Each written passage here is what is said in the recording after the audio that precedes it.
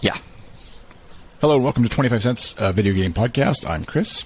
And I'm Nick. Each episode will be making the rounds through our four corners: console, PC, Apple, and tabletop, with a focus on games that are great to play if you've got kids. You can find us wherever you listen to podcasts or on the web at Goodstuff.network. Jingle, jingle here. It's definitely more fun to live stream. It feels a little more live. Yeah. The music is critical to the full podcast experience. Yeah. Hey, Nick. How you been, welcome back. Chris? I'm good. I'm watching some rain fall. It's supposed to be a big snow day today, apparently. So far, it's just rain, so just kind of preparing for shoveling and whatnot. How's the weather in your neck of the woods? Yeah, we've been experiencing yet another atmospheric river, which is one of those fun, anthropogenic climate change powered Pacific Ocean dumping huge amounts of water on Seattle, more than usual. But that has died down, and we're no longer lashed by wind and rain.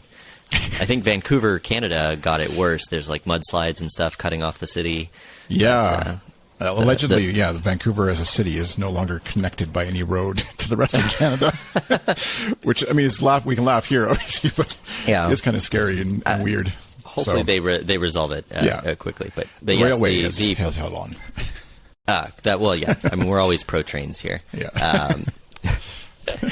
Yeah. So I've actually, I think the first thing I wanted to touch on is I actually picked up a real physical book that I've been meaning to read.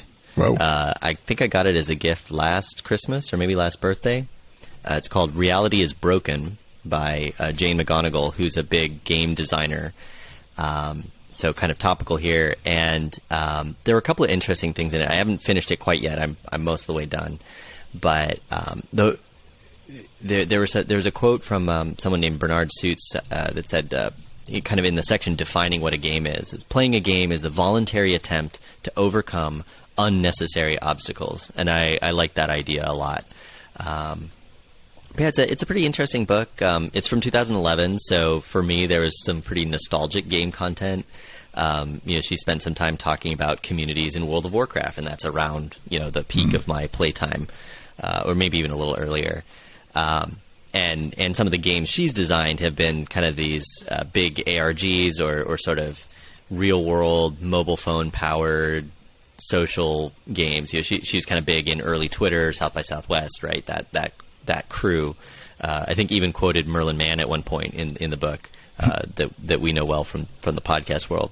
But yeah, it's an interesting read and has some cool ideas about just kind of making life better and happier and more interesting by playing games, which I appreciated. That's interesting. Yeah, it's good to have like the counterbalance to the video games are destroying civilization narrative that often gets told. And every generation, like whatever, my parents, I'm sure, were paranoid about how much Sonic the Hedgehog I was playing and how that was going to ruin my life. Before that, it was comic books, and before that, it was Penny Dreadfuls or something. Yeah. That's a good follow on Twitter is Pessimist Archive. I don't know if I've mentioned before, but basically just kind of, I think it's a podcast and maybe a newsletter, but Pessimist Archive Twitter, handle Pessimist Archive. Just kind of resurfacing old articles about things that people were very concerned about, like women riding bicycles or whatever in the past, and how it was like the end of civilization. And obviously, hindsight being what it is, we can know that it wasn't. At least this podcast would agree. Yes. So, anyways, back to gaming news. Speaking of sort of real-world mobile games, so Niantic, which develops Pokemon Go, they were doing the Wizarding World of Harry Potter one that I think got discontinued recently. And what's that really big one? It's like Intercept. Right, they're like one of the big, Yeah. Anyway, so they're basically opening up their platform that they call Lightship, and it's kind of like ARKit and location-based gaming. And the idea is that, like, okay, you can now develop on top of our platform and build your own location-based, massively social, ARG-style games, which is kind of cool. I mean, maybe we'll see some interesting innovation there. Yeah, it seems like that hype. Like, I know there's people who definitely love the games, but it feels like the hype hasn't spread beyond that sort of core group after the initial kind of buzz of like people check it out. I know friends of mine who played it with their kids and stuff, even like Pokemon Go, and then kind of dies out because you just kind of get busy or whatever. It doesn't have that stickiness for some reason. And so I don't know if AR related whatever is going to push people more to go back to it again? I don't know. I suspect because it's tied to like moving about physically and being in physical locations, it's going to tend to favor people in cities, right? Because the density of stuff to like landmarks where you can collect things is going to be higher, and the density of people to run into and meet up with is going to be higher. Right. So that's going to skew it a little bit, and then of course you have to have a modern smartphone and and the time, the free time to go do these things. That probably bounds the demographics a little bit there. Yeah. But yeah, I mean, it'll be cool to see what kinds of things people build on it. On the Apple, WWDC side of things, they've been leaving these ARKit cookie crumbs for years now. And it's kind of like, okay, so the phones and the iPads have LiDAR now, and you can scan things, sort of, and there's like, you can take a picture of a building and it'll give you directions based on where you are in certain cities. And you can kind of see it all pointing in the direction of wearable stuff, but it's just not there yet. The hardware doesn't exist. The use case doesn't exist. Go ahead. Sorry. Oh, I thought you were going to go into another one. I'll cut this out, Tori. I like the next thing you posted was MGS games, Metal Gear Solid games being removed over historical footage that it's in the game. I didn't play a lot of the series. I think I played the first one at a friend's house on a PlayStation, but I'm assuming that it's basically like in-game footage that they no longer have licensing to. They have to like quickly pull the game down until they can sort that out. Yeah, that's my understanding, and there's a link in the show notes. But it's interesting because you hear about that sometimes with TV series, right? Like this series isn't on streaming because they used pop music when it aired, and they didn't maintain whatever rights they had to the music to be able to rebroadcast it, in perpetuity, right? And so it's kind of a similar thing. Whatever the game developers paid to use, historical, like newsreel footage of war or something in the game, they lost that license or it expired, and they have to renegotiate before they can continue distributing. It's an interesting area, and that could be a whole topic for another episode about kind of game archival and nostalgia stuff. It's like what do you do with old games when maybe it doesn't run on a platform anymore, or it gets entangled with copyright and licensing. Maybe the one game developer had the rights to the movie franchise when that game was made, but now a different developer has it. Can the old developer republish their old stuff? Stuff like that. Yeah, I find pretty interesting. And because we have like online stores where they can actually pull them from instead of like the old way where it would be a retail store. It's not like they would have sent. Maybe I guess maybe they did. I don't know, but like I doubt they would have sent out a notice to every single local computer chain to like just for the ET Atari game, right? Yeah, exactly. That's an old deep cut. Speaking of old cuts, deep cuts, this is kind of painful that the one unpacking players don't recognize what a GameCube is. Yeah, so I think I'd mentioned unpacking several episodes ago. I played the demo either for PAX or for one of the Wholesome Games events, and it's this nice little like knolling, placing objects thing. But apparently, current generation players it's set kind of in like a synthwave style version of the 90s at one point, or some of the levels. And so players, there's a GameCube, and you're supposed to put it in a particular location for points, right? Mm-hmm. But players are thinking it's like a rice cooker or something, and putting it in the kitchen. Yeah. and wondering why it's not working. So yeah, I mean, we've talked before about old consoles and which ones kind of people know and which ones are just like, oh, what's that? It's kind of funny. And then in other old game re-release news, I saw Star Wars Knights of the Old Republic, which is the old BioWare RPG, is available now on Switch for $15. I'm not sure which like remaster or not edition this is, but that's a game I know I've mentioned before as being just a really solid story. It's now kind of non-canonical, but I think one of the characters got name dropped in one of the newer Star Wars series, so maybe it's back, kind of thing. But yeah, it's a good playthrough, and if you like that era of BioWare RPGs, they're pretty fun. Yeah, I imagine the Switch would be fun. Like, I'm wondering how well handheld mode, even if it does the view, like the camera switch moving and stuff, or if you have to use a controller. I don't know. Likely not. Probably just limited to controller. But The nice thing about at least Knights of the Old Republic was the battle mode you could kind of do it live, or there was like kind of a pause mode where you could kind of move the camera around, decide on your next action, and then let the action continue. So that might work well when mobile. Yeah. I think you mentioned there's a bunch of old Star Wars games coming out on Xbox as well.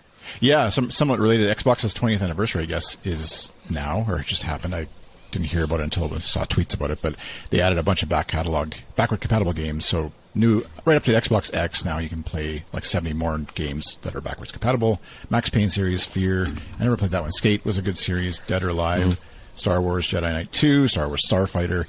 And so, yeah, if you've got an Xbox, it kind of, and I'm assuming it's under Game Pass, is how they're being sold or packaged. Just instantly 70 more games. And so, like I mentioned last time, we have in Discord Nitro, or somehow I've got a promo for 2 months, I think, of Xbox Game Pass that we're going to do here once the snow falls, maybe, or whatever. And, you're cut off from the rest of Canada and it's on Xbox time. So we'll see. Funny enough, I've been got on the kick of like I'm going to find an Xbox X, like the new series, or the new model, because just some of the screenshots. I put a link in the show notes to someone created a Ted Lasso car in Forza, which is on an Xbox I saw X. That. And like if you look at that picture, you'd be hard pressed to say that it's not a photo that someone took of like a promo.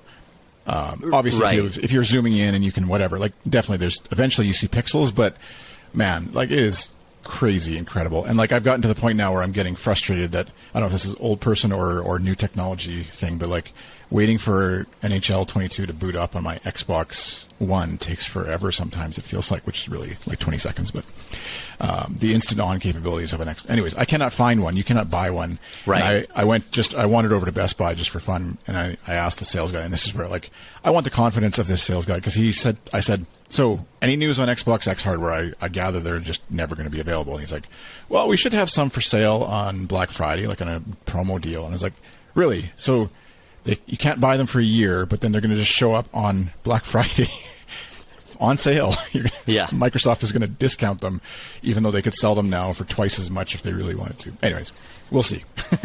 Yeah, maybe that's Best Buy is saving some in the warehouse as like a door buster deal, get you in the store kind of thing. Yeah. Yeah, we don't have the fights up here like it seems to be happening in the U.S. every Black Friday as far as rushing the stores, but a little bit too polite or too bundled up in snow gear to be able to do that. But you just bounce off each other naturally. Yeah. But speaking of delayed hardware, your Playdate, unfortunately. Yes, so there was a Playdate update that had the sad news. Like I said last episode, I was wondering, like, I kind of thought it was going to be fall time, hadn't heard anything. But they posted and shared a very detailed update about with all of the supply chain woes and honesty they've run into. So basically, their battery manufacturer messed up, and they got a huge batch of bad batteries when they were going into final assembly. So all of the first batch, and I'm in the second 10,000, I think the email said, which is still originally targeted for late 2021. They had to go back to and reorder new batteries and get them assembled, right? So they're now coming out next spring sometime, early 2022, they've said. And because of that, to accommodate the season 1 games, because they're going to do this games coming out as you go, they're going to have season 1 start when you receive your device and go forward from there. So people will be staggered. The original idea was everyone's getting the same game releases at the same time, kind of like we've had with Apple Arcade. But now it'll be tied to when you activate your Playdate. Then going forward, the following on seasons will be different. And then the full SDK for building games that they've been talking about, as well as the online kind of game light development tool, are going to show up sometime in January and February, which I'm excited about. The other bit of supply chain news is they've exhausted the chips, so they have enough CPUs for the first batch, and for the second batch, they actually have to go with a different board design and a different chip that's equivalent from another manufacturer, because there aren't chips to be made, right? Yeah. So kind of the supply chain weirdness and demand for consumer electronics strikes again. Yeah, it's a weird. Like, I mean, that's the same thing with Xbox. I'm assuming that's why they're not just having some on shelves at this point, unless it's a deliberate attempt to make it look scarce. But both Xbox and PlayStation are having the same issue. Obviously, Playdate, similar issue. And it's good to see, like, from the tech community, there's been a lot of. It seems like, anyways, at least my community that I follow, a lot of support for Playdate folks who are like sympathetic to the idea that this is likely going to happen at this point. So hopefully they're able to get it all. I mean, trying to do that in the midst of a pandemic and everything else that's going on. I mean, even like, I heard in the music industry, Adele had like some corner on the market for like getting her records, like actual records made for collectors. And like my other favorite band, Gang of Youth, they're not able to get any records made for their new album that's coming out because there's just not enough, what is it? I don't know. Vinyl, I guess. Well, and I heard there's a vinyl siding shortage as well, because like my mother-in-law's condo, they wanted to repair. Someone had like run into the dumpster area that had little vinyl siding walls around it, and they can't get replacement parts for it for like 6 months to a year. Yeah, because all and it just cascades through the supply chain. So I think we kind of keep hearing about that. Obviously, software is not affected, but the hardware that you need to run that software is going to keep being impacted. Yeah. The last thing in console corner is sort of looking towards Christmas. Obviously, for me, it's not going to be a Playdate anymore. But what kind of wish list items do you or the kids have? I think actually this will be a good one. We should. I know Christmas rush sort of comes earlier for you guys. I think with Black Friday push, and we're susceptible to that up here as well. But we should do like an episode maybe dedicated to that idea, and I'll even poll my kids pull their Christmas lists. I didn't have that in time for this episode, but we could do that for the next one and have like a bit of a gift guide idea for. That's a good idea. Yeah, let's do it. Let's do a 25 cents gift guide. My son and I were starting to do some research for sort of ideas. He's thinking maybe a Switch game, maybe a board game. So let's dive into that on a future episode. You're not at the age yet, or my kids are at the age now where they have a notes document that they share with the family, and just like it gets updated automatically, which is kind of handy. But then you also see they start just like sending that to the grandparents, and they're like, "I want a new iPhone 13 or whatever." And you're like, "Grandpa, not getting you an iPhone 13." Yeah, and neither would be allowed.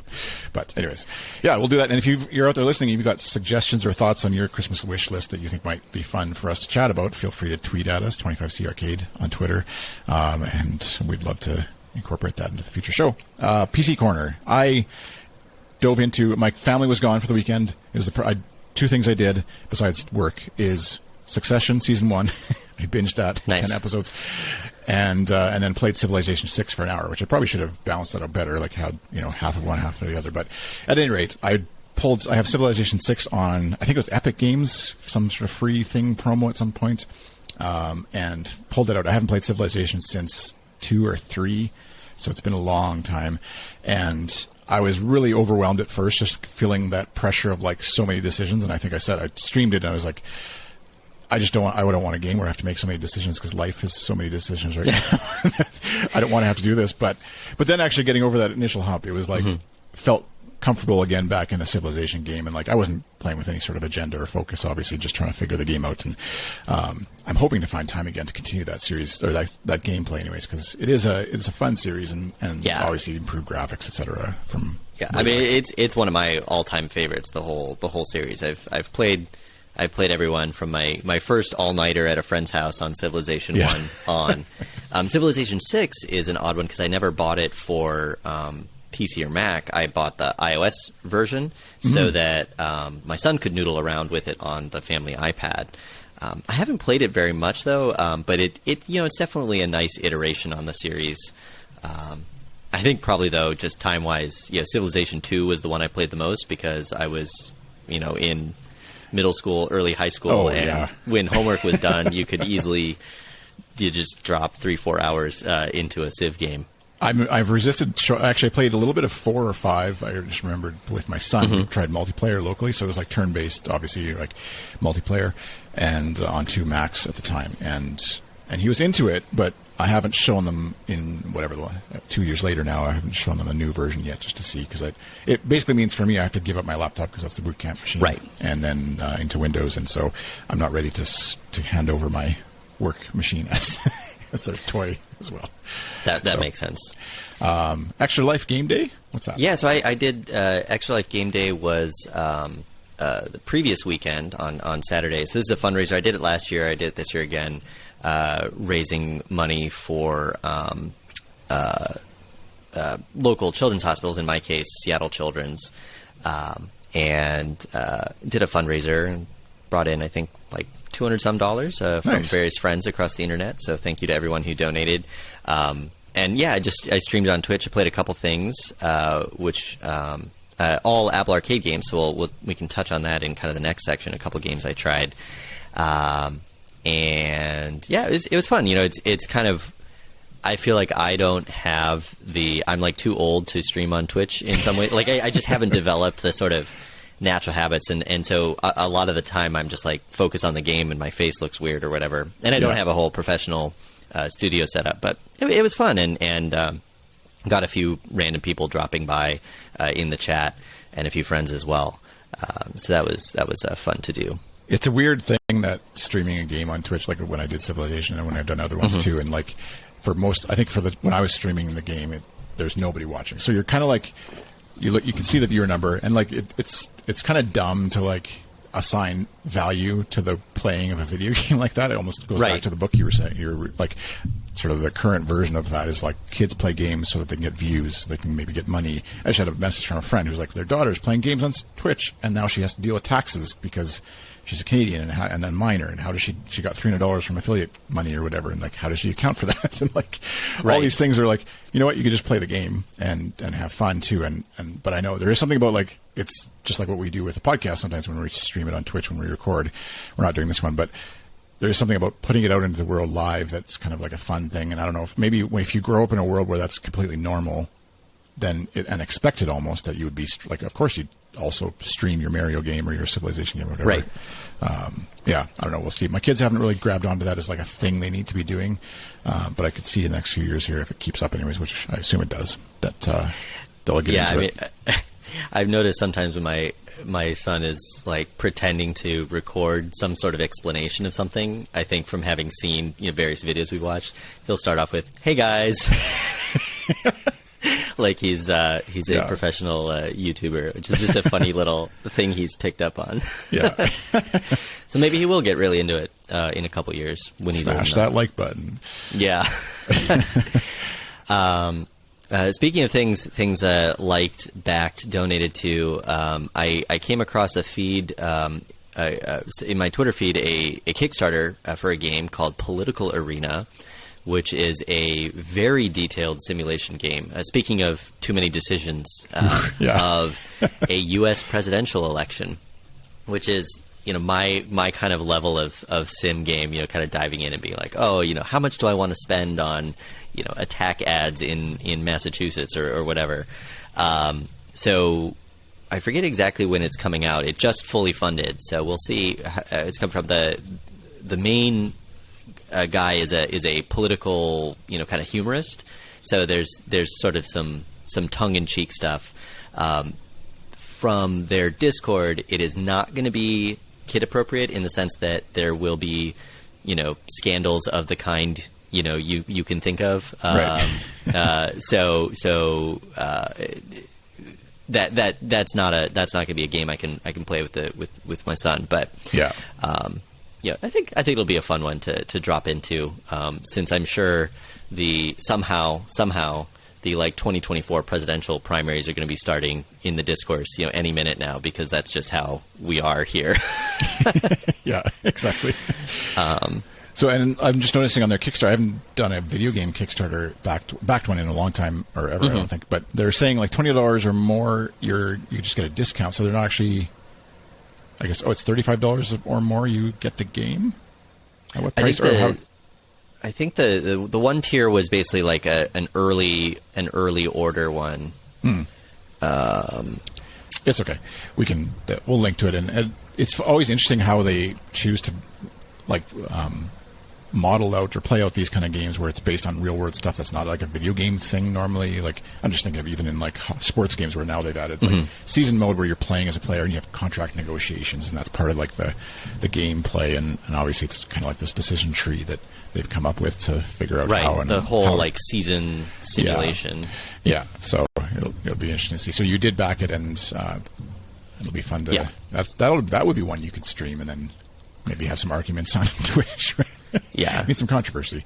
So, what's going on with Mass Effect N7 Day? Yeah, so November 7th is N7 Day, N7 being the name of the sort of paramilitary organization in the Mass Effect games.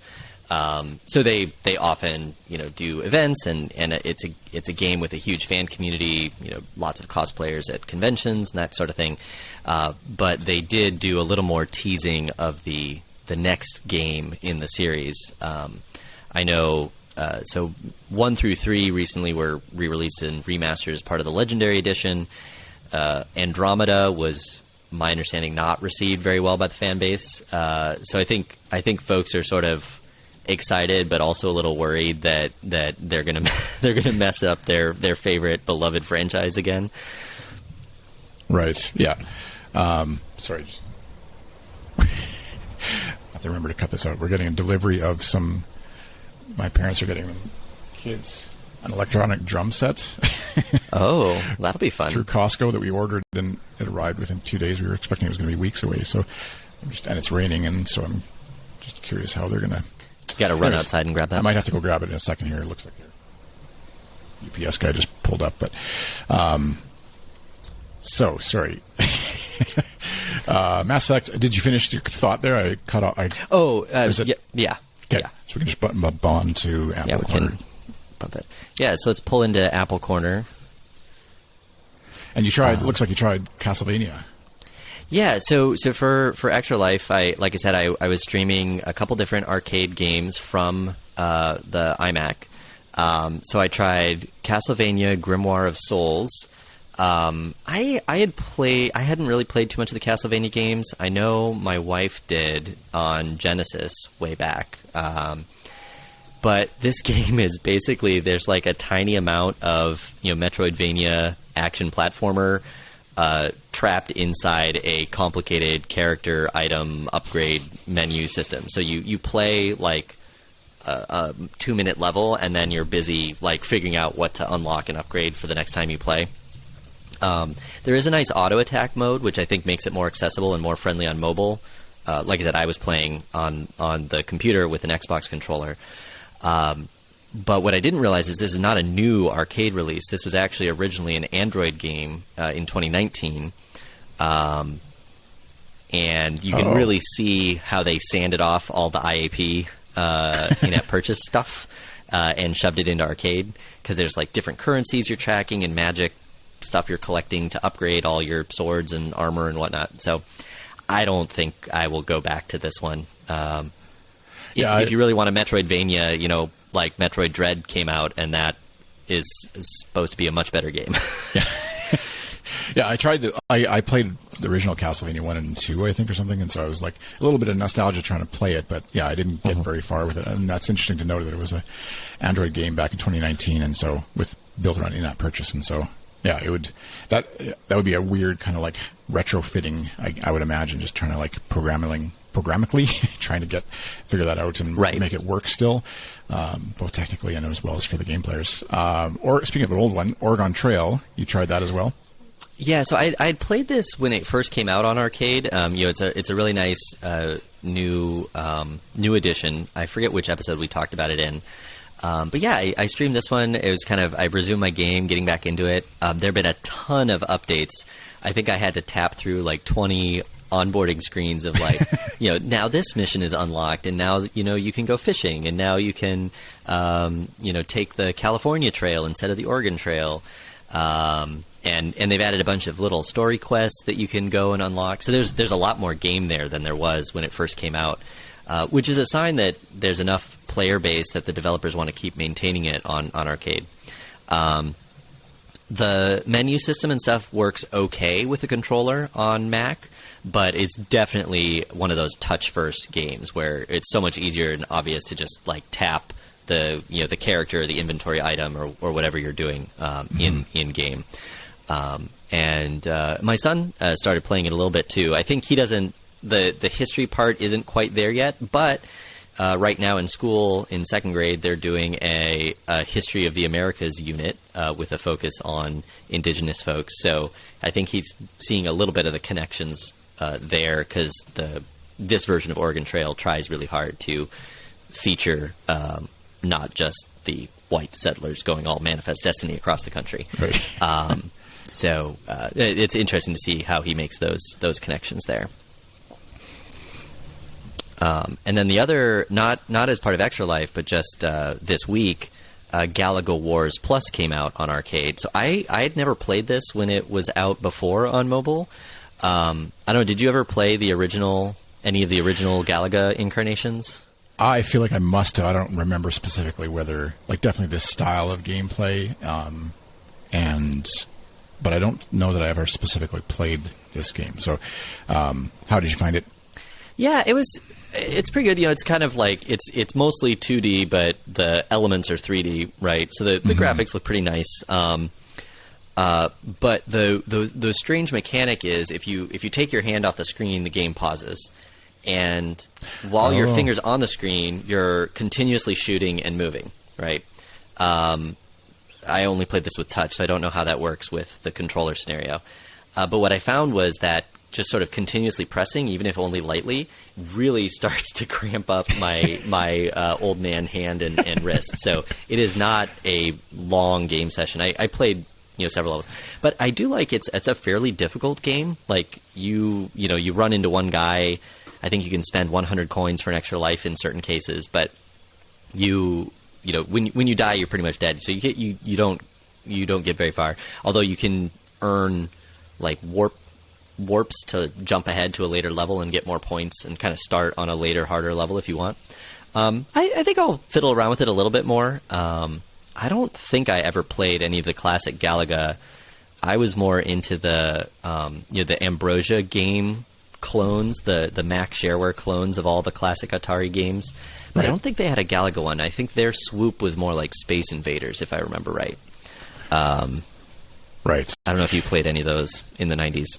Yeah, well, that's what I can't remember now. My memory is blurry there as far as which one it was, and which, even like thinking earlier, like actual arcade console, whatever that's called, arcades, whatever. Arcades, yeah. Right? That's just arcade. Yeah, 25 cents. Just insert a coin. Exactly. Oh yeah, that's where we got the name from. Yeah. But yeah, and I was thinking Apple Fitness should have like a crossover thing with Galaga and related games, where there's like, if there's a lot of tapping and stuff, you should be able to like log that as a fitness routine of some sort, at least. Like, I don't know, they're missing. Well, there is a mode in, what is it called? There is an exercise type that's like fitness gaming. Oh, probably for like dance games and stuff. For like dance games, yeah. And that makes sense. Called? Oh yeah, fitness gaming. Yeah, I'm showing up my watch on the video here. So yeah, I think that's intended for like Dance Dance Revolution or Just Dance or one of those. Yeah. A little mini segue into Apple Fitness and Apple TV stuff. I've been using the Apple Fitness in the mornings for like 10 to 20 minute quick workouts or whatever. But actually this morning, it's been great. This morning, for some reason, I could hear the audio, but I could not see the video, and I had to restart the Apple TV to actually see the video from. Oh, weird! Like when I loaded up the fitness video or whatever, like to actually play a workout. But otherwise, it's been great. Other than our TV randomly still reboots with our Apple TV. I don't know. Ever since I added the new Apple TV, our TV itself just randomly reboots, and I don't know that it's for sure tied to the Apple TV, if it's just coincidental. So if you're out there and you have like a Sony Android TV that randomly reboots and you fixed it somehow, please let me know, because my wife is getting very frustrated. Yeah, that would be pretty frustrating. I mean, the only thing that comes to mind is like trying a different HDMI cable or a different HDMI port. Yeah, and that's what I think I'm going to have to do next, is order either a better quality or just like different HDMI cable and start there and swapping things out. Just don't get one of the gold ones from Best Buy when you go pick up the Xbox on Black Friday. $75 cable, exactly. And so in other kind of Apple-y news, thank you, listener Andrew. He said, Nick, you and Chris were great entertainment on my way to and from getting cat supplies. So I'm glad we're in that key demographic. That's our niche. Yeah. Yep, exactly. So hi, Andrew. And he also mentioned he had found a post from the TinyWigs developer that the achievement transfer we mentioned a couple episodes ago was intentional. So they Nice. made that design choice to bring over your achievements if you had played TinyWings on iOS in the past. Yeah. That's nice. That's definitely thinking of the users and not just quickly doing a port and cashing in some money. That's good to hear. Speaking of maybe giving people money or giving Apple money specifically, I think you have some new hardware acquisition. Yeah, I guess we're not, this video version, it might not get played anywhere, but behind me on the shelf, just over my shoulder, sort of, the HomePod Mini, picked up a yellow one to go with my business name, Lambert Productions, and I'm in a smaller office for sure, so it's not like a big, huge space, but it's I'm surprised. Two things, how small they are. I don't think I've ever actually seen one in person before I got it. And I'd seen the HomePod before that, so I assumed it was obviously smaller, given the name. But I didn't realize how small they were. And then proportionally how good the sound is for being so small. Interesting. Yeah, it's really good, actually. Not obviously if you're going to blast. Someone I saw was, I think, Merlin, going back to Merlin Mann, I think he tweeted that driver's license song. The HomePod Mini is not prepared for the level of bass in that song. But so it's not going to obviously shake your house or anything like that. But for being if you're an Apple Music user and or Apple ecosystem user and having Siri enabled on it, obviously it works great. Within minutes of setting it up, that day happened to be when U2 had a new song that came out. I'm a U2 fan. So I just said, hey, thing, play the new U2 song, and it picked it up, which the song had just been released 15 minutes earlier and picked it up right away, which that isn't the HomePod necessarily. That's just Siri, obviously. But right. And now I'm actually tempted to get a second. I might just put it on my Christmas list and see what happens. But to get a second one, because you can put them in pair for stereo in the room. And so over where Tyrion Lannister is, there might be another yellow. I don't know if it's to get the same color or different colors. But anyways, they're a little bit pricier than the Google Home Mini or whatever theirs is called, or the Alexa devices, I know. So they're pricier for the average person who's going and buying one for their kid, let's say for their bedroom. But I could see Apple selling a ton of these things because it's just a perfect, almost stocking stuffer size. Obviously, price-wise, maybe a little more than what we would put in a stocking stuffer. Yes, yeah, definitely. But for our kids too, who are listening to music, it's so nice to not have to be here's the device we've set up, and hopefully the battery keeps running, and hopefully you don't use it to do other things besides just play music, like you're saying. You can actually just give them one of these speakers, and then Apple Music's entire library is available to them. So I don't know. We'll see where they go, but I'm enjoying it. Yeah, it's seeing it in scale on your shelf compared to hovering in Johnny Ive's white room. Yeah, it really is a lot smaller than I would have expected. More almost fist sized. Yeah. And we have an old wireless Bluetooth speaker that I think we got, I don't know, 9 or 10 years ago. It probably was a Wirecutter recommendation or something, and it's still going. The battery is definitely not. It doesn't last as long as it used to. But we'll use that mostly to play music during my son's bath/shower time. He wants music running during that. So that's typically how we use it right now. But I could definitely see a HomePod turning up in his bedroom someday, or if we needed a more portable speaker in the house. But we are also in a townhouse situation where we share one wall with our neighbor, and the sound insulation is pretty good, but it definitely influences our audio decisions. We're not going to blast Christmas music. Yeah, it's one of those things, and it's neat as you add, the big knock against it, obviously, like you alluded to, is that it's not battery powered. It has to be plugged in, so it has a brick that has to go into the wall and stuff. But besides that, it is very easy to unplug and move. It fits in your hand, obviously, and so it's very easy to bring it around. My kids haven't figured that out yet, which, not that they're dumb, but they just haven't clued into the fact that actually I could come grab this and take it into my room, which I'm kind of dreading because I want it to just stay, obviously. Right. It's mine. Right. But, so we'll see. Yeah. So do you have to, kind of pivoting to parenting corner briefly, do you have to set any boundaries around your office around stuff like that, or?